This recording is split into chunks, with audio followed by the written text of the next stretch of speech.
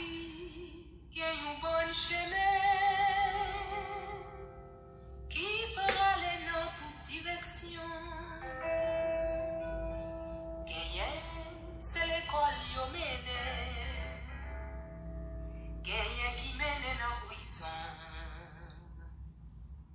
Mais qu'on chemin en vérité, la paix descend, la paix monte, mais pas mener en quel côté.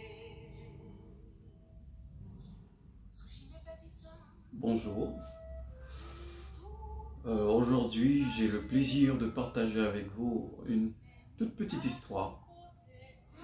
Une histoire très belle, simple, et que vous allez beaucoup apprécier. C'est l'histoire du fils de Nasreddin. Le fils de Nasreddin avait 13 ans. Il ne se croyait pas beau. Il était même tellement complexé qu'il refusait de sortir de la maison. Les gens vont se moquer de moi, disait-il sans arrêt. Son père lui répétait toujours qu'il ne fallait pas écouter ce que disent les gens, parce qu'ils critiquent souvent à tort et à travers. Mais le fils ne voulait rien entendre. Nasreddin dit alors à son fils, « Demain, tu viendras avec moi au marché. » Fort tôt le matin, ils quittèrent la maison. Nasreddin s'installa sur le dos de l'âne et son fils marcha à côté de lui. À l'entrée de la place, des hommes étaient assis à bavarder.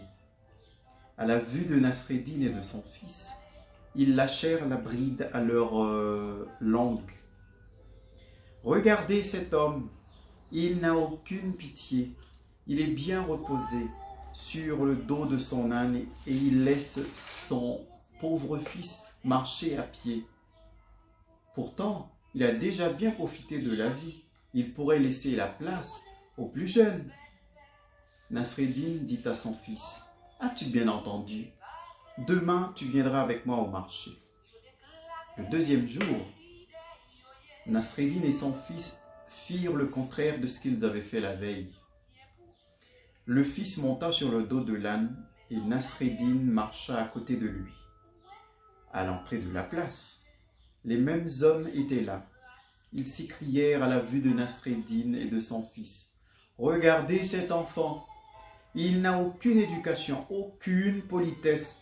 Il est tranquille sur le dos de l'âne, alors que son père, le pauvre vieux, est obligé de marcher à pied. » Nasreddin dit alors à son fils, « As-tu bien entendu?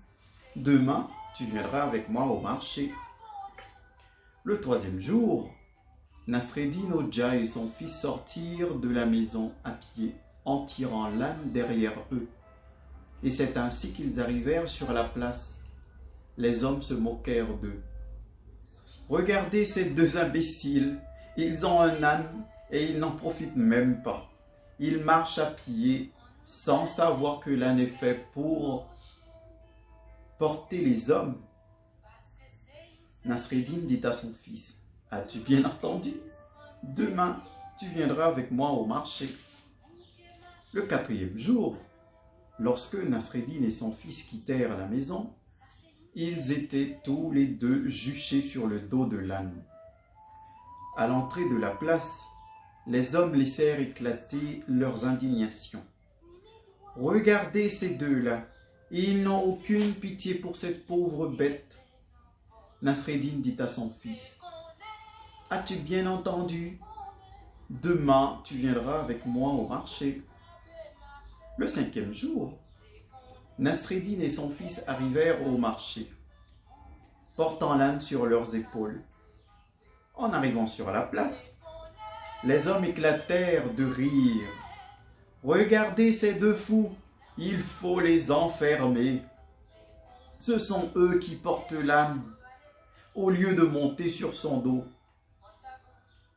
Et c'est ainsi que Nasreddin Hodja dit à son fils, « As-tu bien entendu? Quoi que tu fasses dans ta vie, les gens trouveront toujours à redire et à critiquer. Il ne faut pas écouter ce que disent les gens. Il faut écouter son cœur. Il faut écouter son cœur. Alors, comme vient d'illustrer cette histoire de Nasreddin et de son fils, c'est vrai, dans la vie, quoi que vous fassiez, on trouvera toujours des choses à dire et à redire et à vous critiquer. Alors écoutez bien votre cœur et faites ce qui vous semble juste. Avant de terminer, je vous ferai écouter une belle petite musique de Carole Demesma, Sushima Pedita. Sushime paditan, gen moun ki toujou di, an nou bay me pou fè yon roche, paske se yon sel jon, pou nou sis an pedi, se pou n'bouke mache gran pa gran. Tout moun di, sa se yon verite. Ça c'est une vérité. Les constats rongés, ni mes droites, ni mes gauches, mais gen moun qui met des mains dans poche. Si te connais, si te connais, si te connais, qui n'a de marcher. bien sûr. Si te connais, et n'a pas aller. Aujourd'hui, faut avancer. Si te connais. Ça a été un plaisir et je vous donne rendez-vous pour une prochaine fois avec une autre belle histoire. Allez, au revoir.